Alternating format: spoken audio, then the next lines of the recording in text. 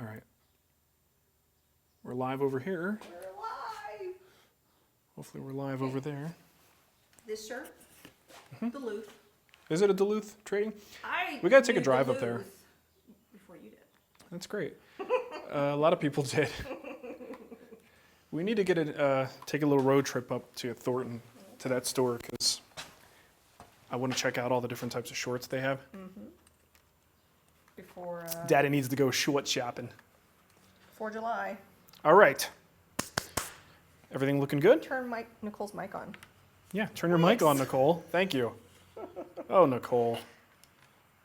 What an amateur. Oh, there we go. Hey, thanks for that, Josh. Josh, you the man. Okay. Everything look good? I guess so. Chisel me spags. Yeah, see, people know that the chisels are coming. All right, well, happy Friday, everybody. Hey. My name is Mark. And I'm Nicole. And we are here to give away chisels. Pump you up. No, wrong to show. pump you up, to cut you up. Ooh, that sounds bad. That's terrible. Yeah, so we're going to give away some chisels today. We probably have more people here than usual because of that. While you're here, we are having a sale over at the Guild. I just got distracted by the stupid dried glue on a silicone brush. How do you not pick it off once you've started? You guys know what I'm talking about. So yeah, in the Guild, right? Some of you may or may not know that we have a basically online woodworking school over at the woodwhispererguild.com. And since we started that back in 2009. 2008, 2009. So there are like 24 completed projects. Yeah. Like you buy it, you get all the video instructions, you get the plans. It is step-by-step amazing. Yeah, it's basically the next best thing to an in-person class, I like to think. And now, even better yet, we've expanded and we've got other instructors, including Matthew the Fro Cremona. We've got a project coming up with Ann of All Trades. Johnny Brooks' project is running right now. Daryl Peer is coming up. Ashley Harwood, our first turning project in the Guild, that's coming up soon too. And I didn't tell you, but the travel dates are locked in. Oh, really? I'm actually heading out to Jory's shop. Oh, awesome. The winner of Framework. Framework. Is that what it was called? Yeah, I think it was Framework. Right. So yeah, we're going to do a project with him. He's got an amazing chair. Was it Framework? Yeah, I think it was Framework. Listen, lady. Okay. Yeah. Let's go ask Brandon. There were two, because I get confused because there were two. There was Ellen's at the same time. Ellen's Design Challenge, that's right. So I think it was called Framework. Yeah. Anyway, Jory's the man. Yes, his work he is is. insane. It's His beautiful. design aesthetic is great. Great dude. So we should probably just say. Oh, the whole point of this? The whole point is completed projects, not these future projects, because they're already discounted deep right now. Yeah, future. So the ones that have been completed are an extra 20% off because we already have a discounting system built in. Anytime you bundle at discounts, this is 20% on top of it. And the code for Father's Day, who's your daddy? No question. I was just gonna call it Father. And he's like, no. I'm like, okay. Yeah. Who's your daddy is what it is. It was either that or Papa Don't Preach. Kirk Schaefer. Yes, Kirk. Turn up your speakers or get headphones. I can't speak any louder. Talk louder. Wife is snoring. Can't hear. Well, that's a domestic problem, my friend. But I think our volume is as loud as we're able to make it go without distorting. So what else do we have to get to? So we will do the chisel giveaway a little bit later. I do want to thank folks who helped us out on Patreon. You could do that as well at patreon.com/woodwhisper. Charles Cheeseman, Gary Depilato, I ruined that. Dennis Quill and Daniel Mueller. Thank you so much, folks, for helping us out. And again, patreon.com/woodwhisperer is where you can go to help us out, and you get some cool things in return when you sign up for the different pledge levels. It's a whole lot of fun. Mueller. Okay. So questions we usually get from Patreon. Yes. I usually have them pre-selected, but I was busy sanding cutting boards this morning, and going for a run. I'm going to be reading from them. It's been a busy morning. But I want to apologize to Bandles C. Oh, from last week, From right? last week. He did a super chat, and I totally missed it. I'm so sorry. Yeah. He said, would you consider coming to Salt Lake to Never. do a woodworking class No. at a nonprofit makerspace? I don't like Utah. We love Utah. One of our We have a lot of friends in Utah. We have and by a lot, friend. I mean there's one and his like family. A friend. Yeah, Utah's great. It's not that far away either, huh? That's a drive, right? Yeah. If I don't have to fly, it's a lot more likely I'm going to go someplace to do something. Just, hey, safety tip, because I found myself doing this twice already. When you're finishing, gluing, anytime there's a liquid something in the shop, it's a real bad idea to actually have a drink actively out at the same time. Yeah. And maybe it's just me and I'm stupid, but more than once, Nicole, easy, settle down over there. More than once, I have gone to grab the wrong thing, and I've done this when I've had open things of Finish and a coffee in the shop at the same time, and I've caught myself. I've even gotten to the point where I've lifted it to my face, and then at the last minute, I'm like, well, I'm an idiot. And so just, word of warning, little safety message there.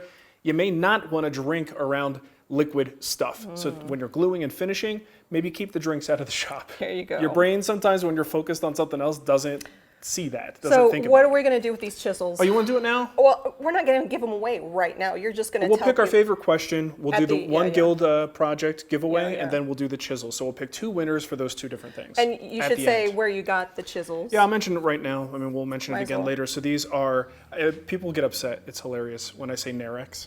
Is it Narex? I guess. Narex. Narnia? Nerex. Nerex. I'm going to call them Nerex. All right, so these are Nerex chisels. It is an 8-piece set. I mean, this is a wide range. We originally got these from Tay Tools, Taylor Toolworks. Taytools.com. And they're a distributor of the Nerex brand. And I'm just giving these away because I am filthy rich with chisels right now. I've got a new set of chisels, and I'm sort of making sure I pass off the ones I no longer use. And he's cleaning up the shop. And I just, I don't like keeping stuff just for the sake of keeping it. I want to see people use these things. Yeah, that's what Nicole does. That's what I do. So I would love to see these in someone else's shop. John, you're blowing up my phone, man. And this way you guys can get use out of them. So we'll give those away at the end. But check out Tay Tools. Tay Tools, Taylor Toolworks. I think they're a Kansas City, Missouri company. Oh, baby. Give me that Z-Man. So, all right. So trying to... Let's get some questions going. Oh, here it is. We're only 10 minutes into the show and haven't answered a single question. So I'm going to be pulling questions from Patreon as well as the YouTube chat and all that. Your hair looks good today. Well, thank you. It looks very nice. I put it up in a little thingy. You look like, your hair looks like Farrah Fawcett. Maybe, I was going to say, possibly, if you were in an 80s movie, your name would be Brenda. When I was... You would be the friend Brenda. So I grew up in the 80s during the Farrah Fawcett, and I wanted my hair to feather so badly. Didn't we all? And it was a beautiful I just thing. wanted my hair to look like Scott Baio's. It wasn't happening. All right, one from Frank Salgado.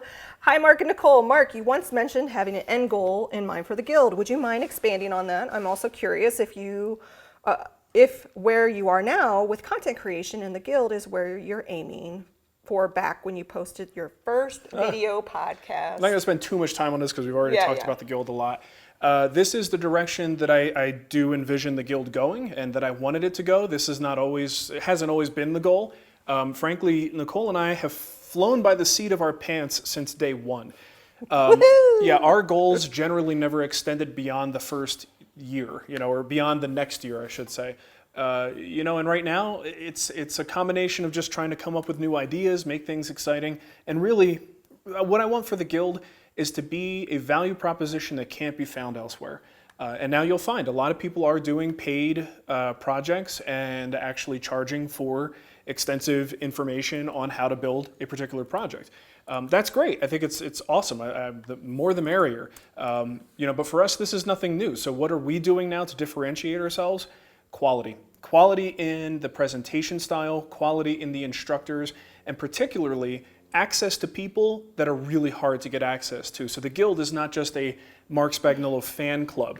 It's a place, it's a school. You are the one person in that club. But it's a place where you can go to access people that maybe previously the only way to get to them is by paying like $1,500 for a course at a woodworking school. I want to bring you those people and tell you their story my way. So that's kind of my ultimate goal for the guild. I like to think too, like inside the guild, we do professional captions. We have a really awesome player. The guild website, the experience inside the guild is, as someone who likes and enjoys doing this stuff myself, I make it look the way I would want it to look as a buyer, right? So, John and I go back and forth. We're already on our next iteration, getting ready to put out a new version to improve it even more. So it's something that we're constantly thinking about. The website is not just an afterthought. Right. Got a question from... Did I just say I didn't want to spend time on that? No, I think it's fine. It's a great question, but we already talked about the guild. I just don't want to overdo it. Hey, we spent a lot of time on that thing. George, our friend George. Hello, Marc and Nicole. Jen and I finally moved to Colorado. Welcome. Can you tell us what humidifier you guys use, and could you add it to the Amazon store? Sure. George, you're experiencing the dryness. I'm guessing the Bigney family is having some bloody noses. Yes. I went 42 years and never had a bloody nose until we moved here. It's a great story. Crazy.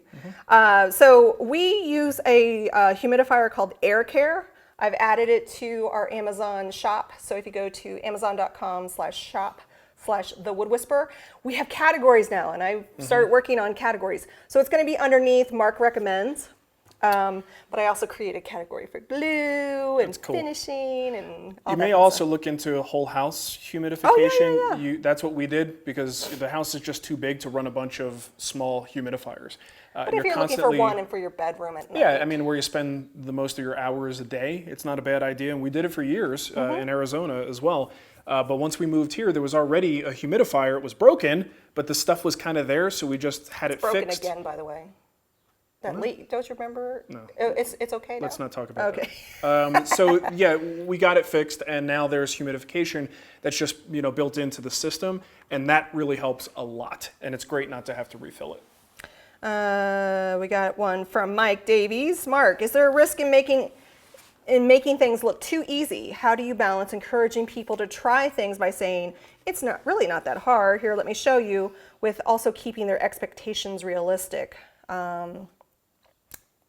Frustration. I think YouTube in general has really altered the way we learn these days. You've struck a pretty good balance in this regard compared to most. To be honest, Mike, I don't really even think about it. I try to teach things and explain things in a way that makes sense to me. I'm very lucky, and that also happens to seem to make sense to other people. So I don't really worry about dumbing something down necessarily, and it's a horrible way to refer to it, but I don't really worry about that too much because my goal, while I want to be welcoming to a new woodworker, I'm not necessarily your entry-level guy. When the entry-level person comes into YouTube and says, hey, woodworking, what's this all about? They're probably not going to spend a ton of time on my channel right away. I think we're sort of the next level that you get to. So if I worry too much about that stuff, our content kind of becomes unappealing for the people who are at that next level. There's even a point where people go beyond us, beyond the guild, and they've learned everything that they can, or most of what they can from me, and they moved on to their next thing. I mean, you can only satisfy so many, skill levels in the spectrum. Like the magazines do it. You can see, like, wood is kind of your entry level, right? Well, yeah, I don't even keep up with who does what anymore, but yeah, so you've got like Woodworker's Journal, Wood Magazine, and then Fine Woodworking is kind of more of your top tier. Excuse me. Excuse you. It's terrible. So, yeah, that's kind of the way I look at it. I don't think you should necessarily, I don't really worry. Let's put it that way. I don't worry about it too much. Yeah. And I hope that I explain things well enough that even if it's an advanced topic, someone who's fairly new, who's ready to learn that thing, will get it. We got a few super chats. Abby the dog is back. Abby, missed you too. Too many bones to bury at the office has kept me away. Well, Dougie says hi, Abby. Yeah, Dougie. I bet you Dougie and Abby would love to play together. I'm sure Dougie would love to rip her face off. He's such a jerk. Nicholas Boehm says, Marc, I'm new to woodworking and have been mostly using cheaper woods available at the big box stores. I'd like to know how and when you made the transition to using more expensive and finer woods. I made that transition pretty early. I honestly did not buy much from the home store. Because it was always kind of like wobbly and Well, because it wasn't very good, and it was expensive. Here's the most important thing for me. When I started out, I really wasn't even that interested in wood furniture. I grew up in a house that had oak paneling, and oak cabinets, too. Right? And I was so sick. To me, that was woodwork, and anything that had that look just was awful to me. So if I went to the home store, all I really saw at the time, things have changed, but at the time, I'm pretty much looking at poplar, pine, or oak. And none of those were appealing woods to me.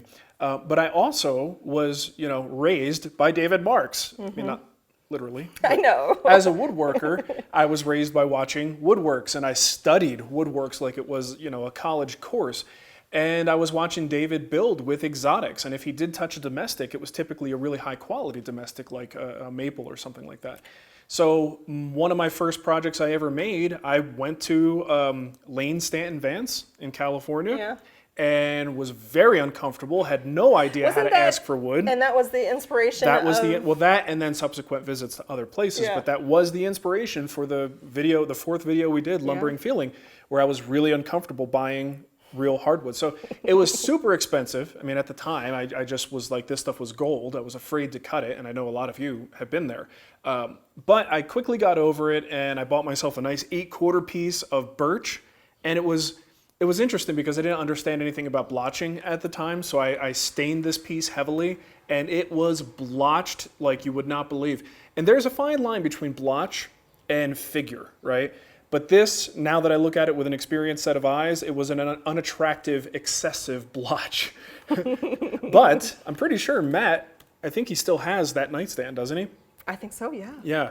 So, And he has the table, too. Right. So I put a finish on it, and that was it. And from that point on, I just kind of was using decent quality hardwoods. Mm-hmm. Ness wants to know, she says, Happy Friday. Does Marc need a new sticker? It seems to be missing from your wall.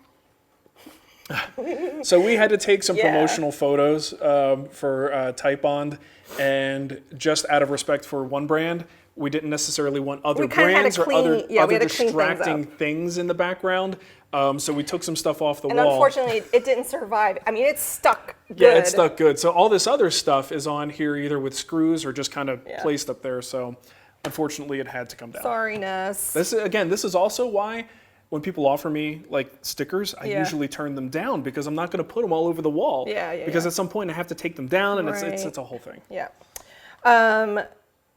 Tyler says, as a prior noob, I disagree about what we were talking earlier about new. I landed on this as a second channel and hit looking into woodworking, not only owning any real tool, and Marc really got me started. Well, good. So. Hey, that's the thing. If beginners come to our channel and they find everything they're looking for, that's great. But I guess part of the problem is feedback. I hear from people who are blinded by the green and blinded by the yellow, and they see brands they can't afford and immediately dismiss everything coming out of my mouth because they can't afford those brands. That's kind of the feedback that I get, so that's where my mindset's coming from. But if a beginner can come here and get all the info they need and they feel comfortable, that's awesome. Well, that's great we even tried to do a website, newtowoodworking.com. It's still out there. Yeah, now it's just nudewoodworking.com. Right? That's what it sounded like you said, actually. Nudewoodworking.com. Nudewoodworking. Oh my God. I measure everything in bobs. You guys know what I'm talking about with that one? No, I don't. It's a guy who was measuring everything with his wiener. Oh no. And they refer to him as bobs. Oh no. So how many bobs long? Where did you see this? That's the kind of woodworking stuff I watch on YouTube. God. I don't watch no Cremona garbage. Oh no, that's outfeed terrible. tables and crap like terrible. that. Okay, go ahead. Okay. I got another Patreon from Val Zabel. Hello, Marc and Nicole. I have a question relating to floating tenons. Ooh. Why are they called floating tenons? Are these a better option than standard dowels and biscuits? I ask because you use them in a bed frame you built, and also the project with Tommy Mac that I watched yesterday, but I don't recall any reason for using them. Thanks, Val. Floating tenons are called floating tenons because they float. They're also referred to as loose tenons because they are loose. All right, so you're basically... Yeah, but they obviously have to rest on something, right? Yes. Not floating. No, they're floating, well, until there's glue. Okay. Right? Well, yes, no, Nicole, they are not levitating between the joint. There's a magnetic field that holds it suspended between the joint. Yeah. I think I have a sample right here. It's hot in here. Can we? Girlfriend? You got a fan on. You can go turn it up higher. So a floating tenon is basically a removable tenon. So you would have a mortise in both, well, this one's on there tight, huh? On both of your adjoining pieces, there would be a matching mortise. And your tenon stock is cut separately. I'm gonna get it. Ja! So something like this. That's not floating at all. It's wedged in there. All right. It is floating, okay? Okay. So this is the piece of tenon stock, and I've got a nice mortise in this rail, and there would be an adjoining mortise. So the idea is you cut both of those joints with the router, right? So you get your mortises cut, and then you can cut your tenon stock separately from solid material.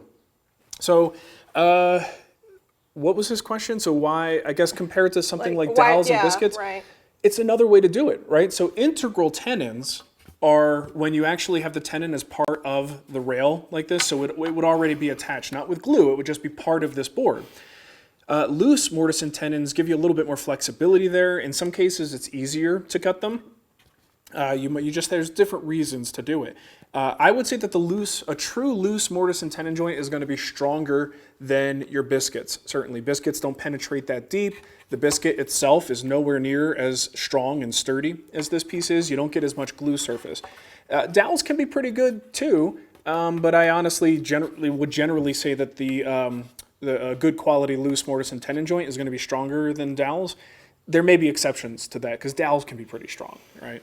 But it's just another form of joinery. That's all there is to it. That's so funny. Don't punch Nicole. Why would I would never punch Nicole. No.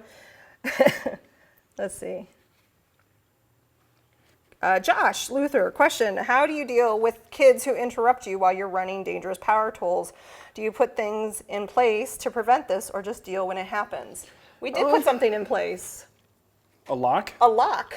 I actually changed the lock on the garage door to allow me to lock it from the garage side, right? Normally, if you have a lock, it's going to be locked on the inside. So I have a deadbolt for the inside, and then we turn that at night when we go to bed. But on the shop side, I've just got one of those little handle locks, like a bedroom style lock, and I turned that, and unless you have the key on the inside, you can't get in. So if I need to lock the door, I can do that. A little bit of a safety concern, though, because if I do injure myself and that's locked, that's true. It's hard for someone to get to me. I would have to run around. Right, but that's not quite convenient as I'm bleeding out.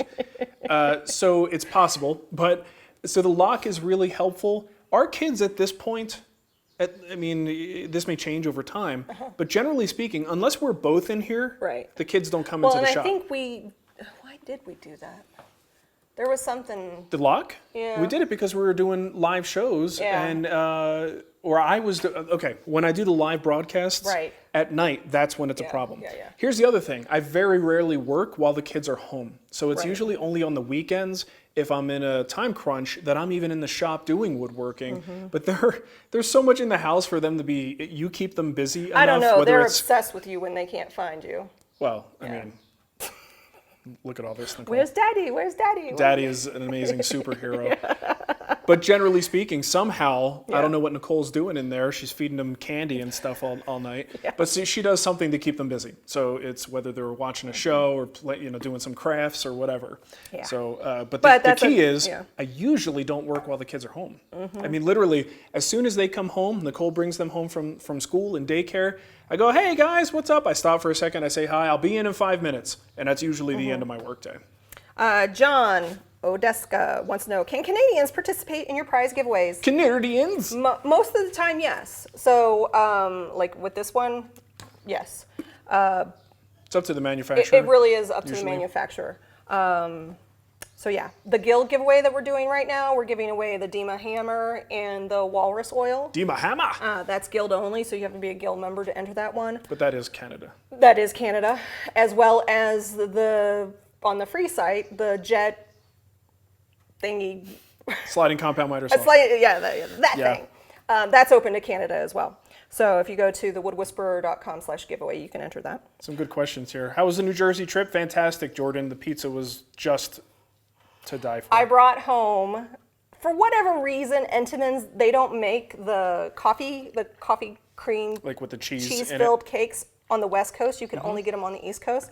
So I bought 2 while we were there, and stupid dog ate my second one. Daniel wants to know, at what point in my journey did I start calling myself a woodworker? Do you remember when?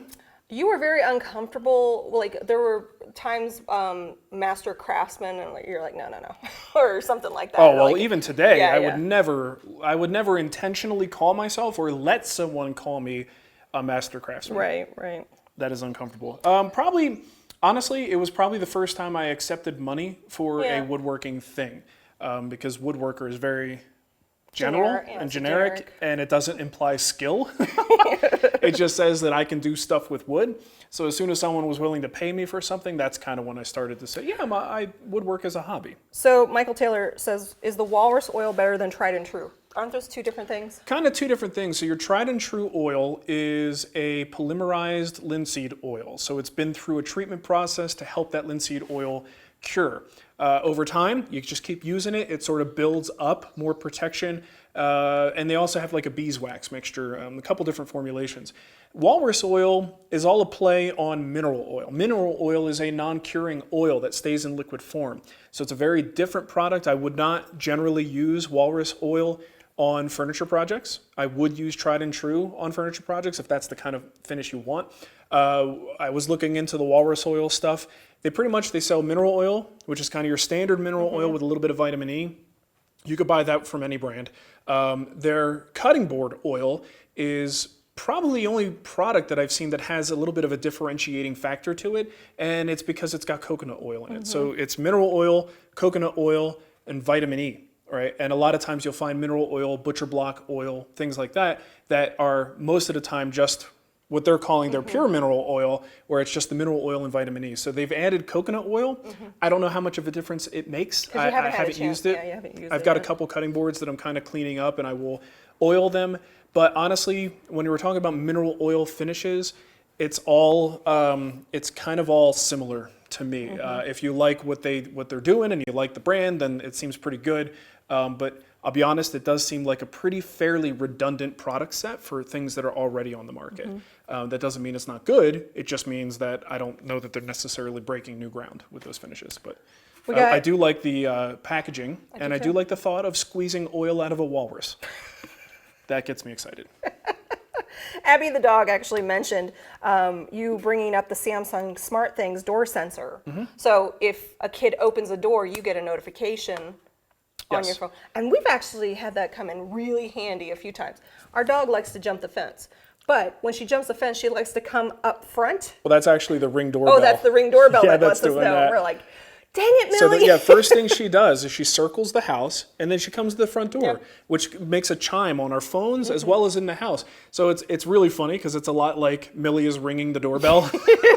And you go, oh, hi, Millie. Glad you could stop by. Come back in the house, you turd. Yeah, but that's a good point. The sensors. I like the Smartthings. I got all the Patreon questions. I have some more super chats. Robert DeVries, did I say it right? DeVries. And we call him Bob. Oh, sorry, Bob. Hi, Bob. Let's talk about your favorite He's from glue. Holland, Michigan. He wants you to talk about your favorite glue. What about hot metal glue sticks? Hot melt. Oh. You know, I don't use hot melt glue very often. I mean, I use it all the time for crafts. Yeah, I mean, obviously it has its uses. I think he's joking. No, I'm going to answer his question though. I have used it in the past, and there are like industrial strength hot melt glues out there. In fact, I think Izzy Swan, I saw him do something on Instagram recently, and he was showing, and two guys were trying to break it apart because it was actually this really high strength glue. And Daryl Peart, on the bottom of his drawers, to help stop them from rattling over time, he puts a bead of hot melt glue along the bottom edge. Really? Yeah, no one will ever see it. It's just underneath the drawer. And it's clear. But it makes a huge difference of a drawer that goes, I don't have an example, but when you tap on the bottom thing, it goes clang, clang, clang. Yeah, a little rattle to it. But it makes the whole drawer super rock solid, and it just makes a difference in the acoustics of how this thing sounds when it's interacting and sliding in and out. And I'll tell you, it looks ugly if you look at it, but it was really effective. Oh, that's cool. So I know Bob might have been joking, but there you go. Well, speaking of glues, you can find all of the Titebond glues over in the Amazon store too. A new category called Marc's Glues. Kevin Windsor, add to the spare rib fund. Sweet. Thank you, Kevin. Kevin picked up. What? Oh, geez. Scared crap out. I heard the fly. There was a fly. You scared me. Well, he's lucky I didn't karate chop his little fly butt. Thank you, Kevin. That was really nice of you. You didn't have to do that. Ellie, you're such an ass. Sorry. Working with zebra wood, need a smooth finish. Is it worth filling with epoxy first? I'm having issues with the planing and sanding of the smooth finish. Isn't that bench contemplation bends zebra wood?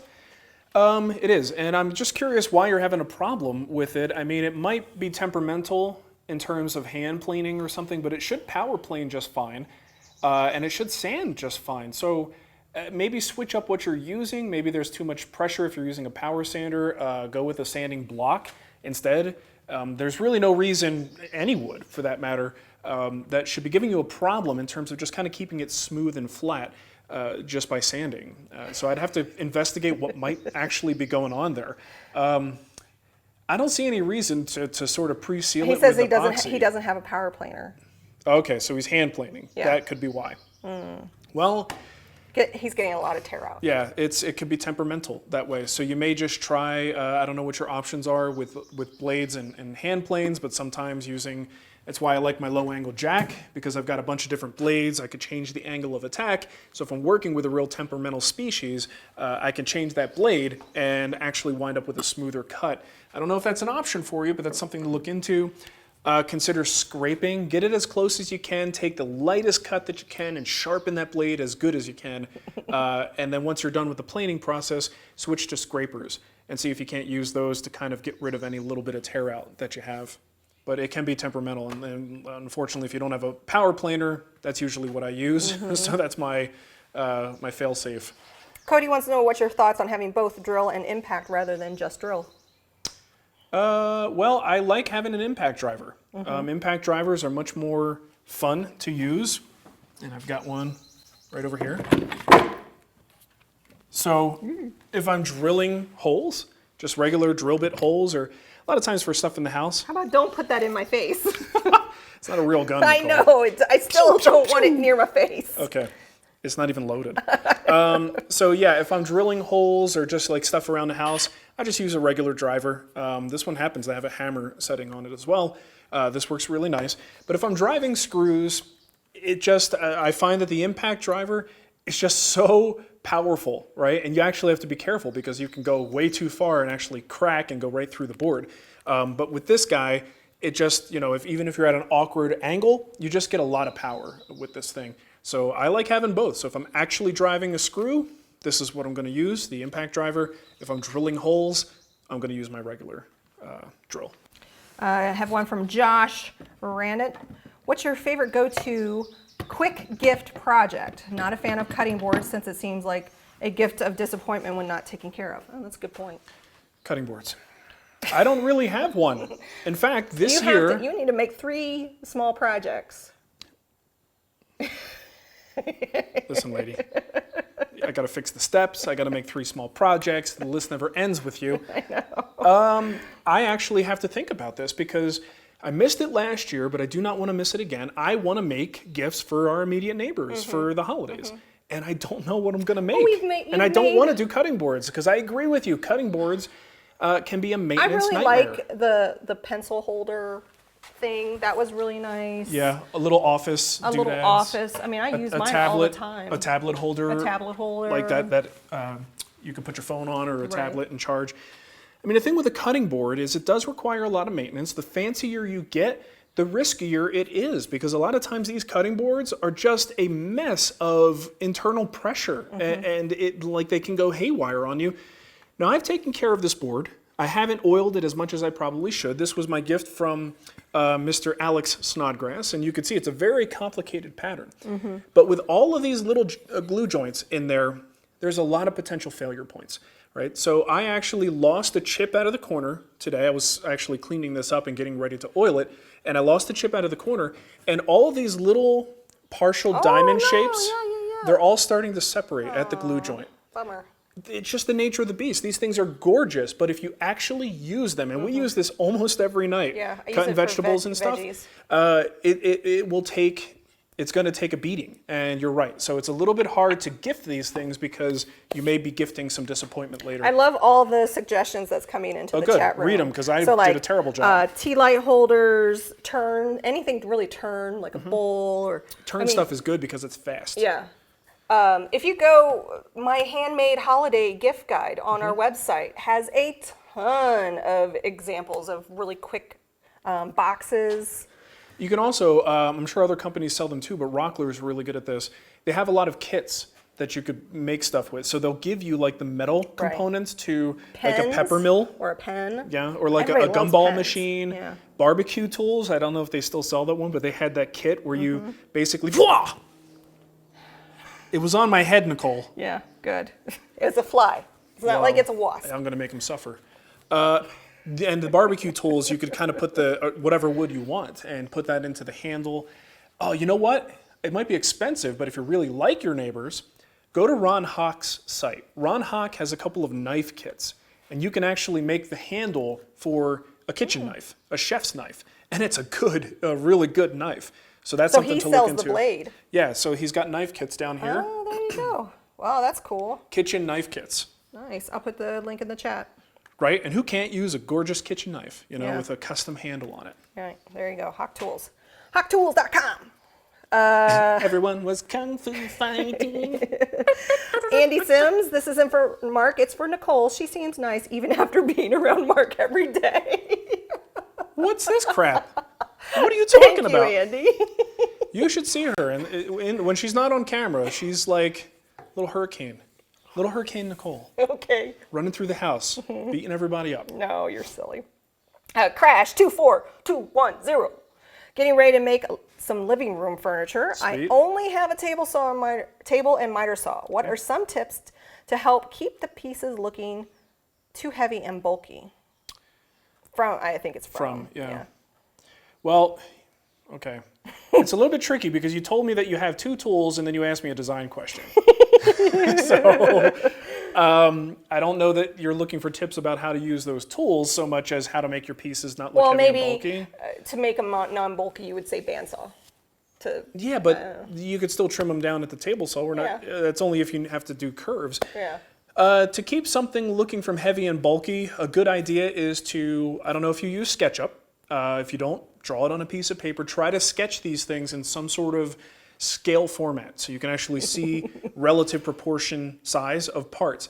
And a good thing to do, ask other people, right? If you're just making a little simple table, even people who are non-woodworkers, you could say, does this look weird to you? Is there something off? They may not even be able to tell you what's off, but they can tell you when something doesn't look right.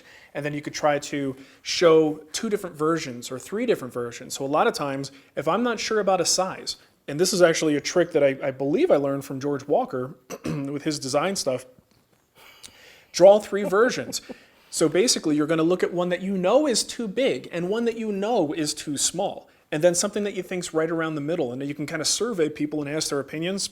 And a lot of times that's how I find a thing that looks right, is by finding the thing that's too much and the thing that's too little. And somewhere in the middle is going to look okay. And there's never just one right answer. You could always have multiple things in that middle area that would look good depending on your taste.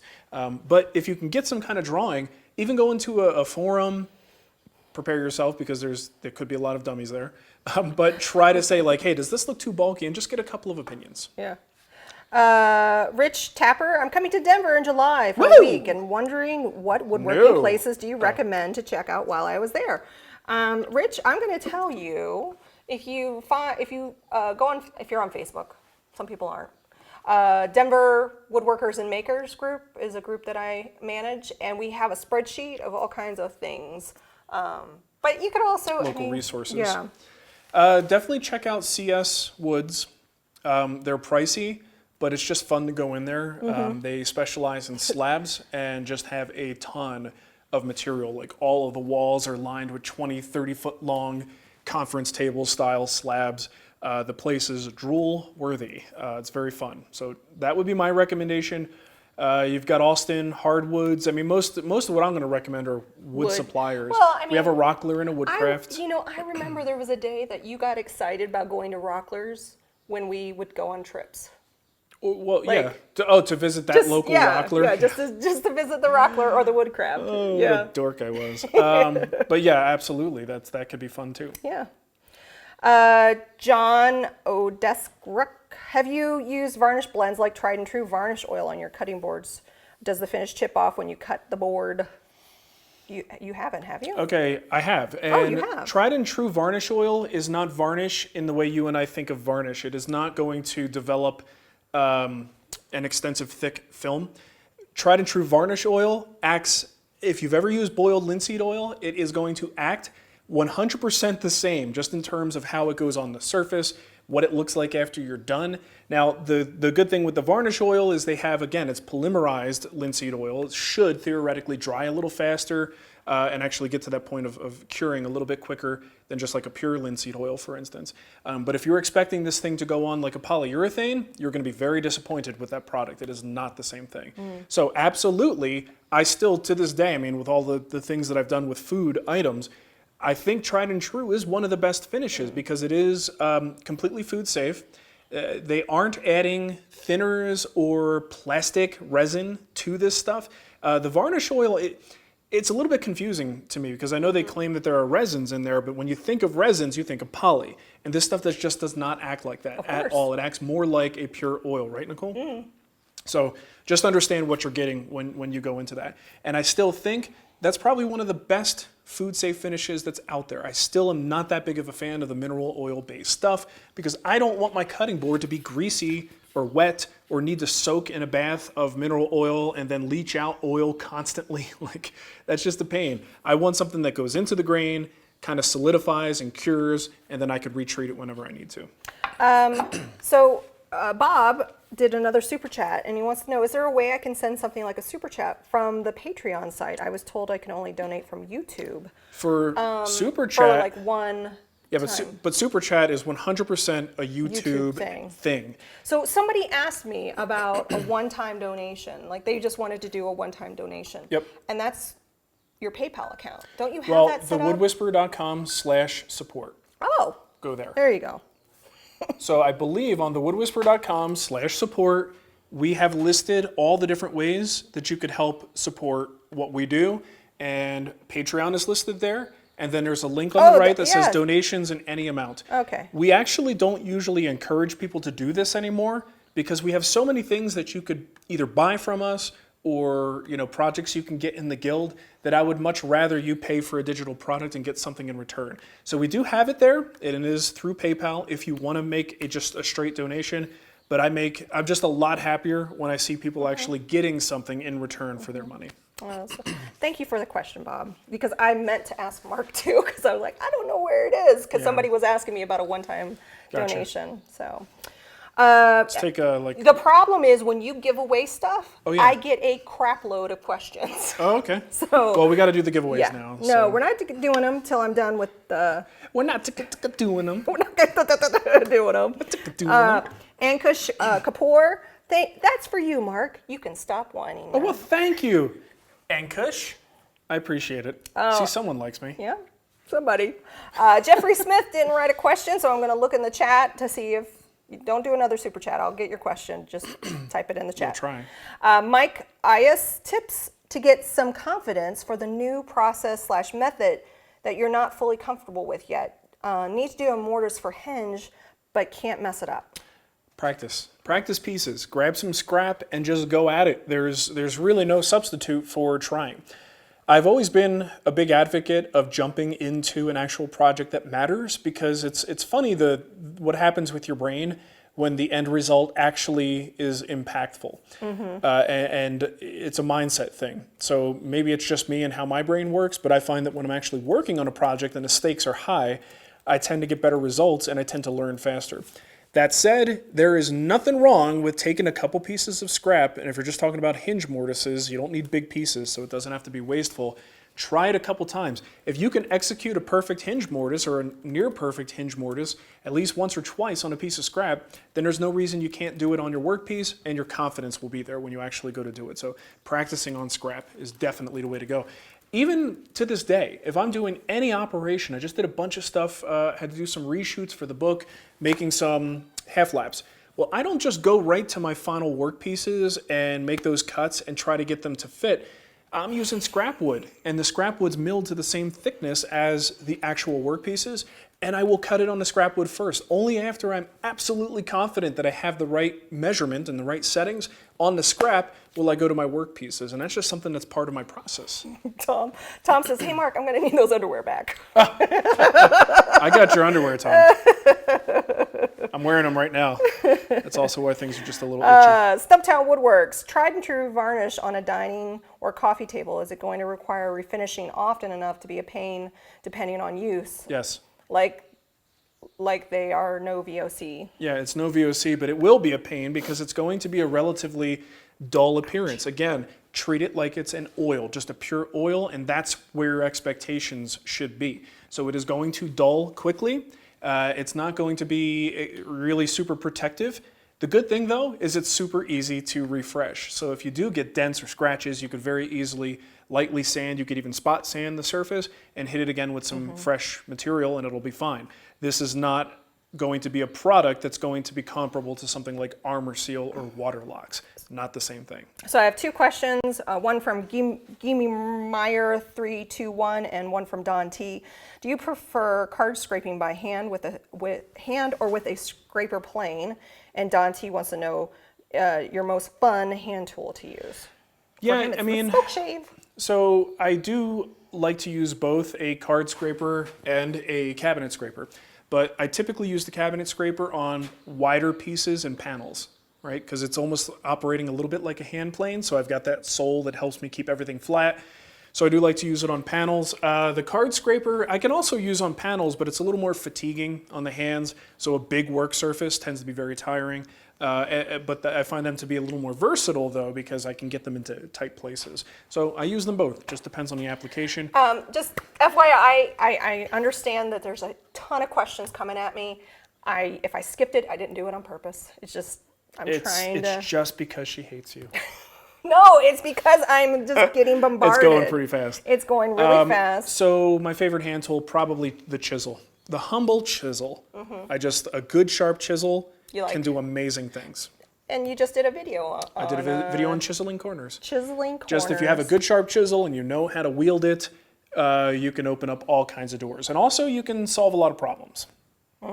Are we almost done? We're going Yeah, along. because people are getting upset that their questions are being read. So screw you, we're leaving. No, I can't keep up. I feel like I got... Yeah, you got bombarded. Yeah. You're just so popular. Don't give away anything ever again on the show. Okay. Sorry. Sorry. Yeah. So with these chisels, didn't you say they have to sharpen them? Well, I did sharpen them to some extent. I've used them a lot. I've done some,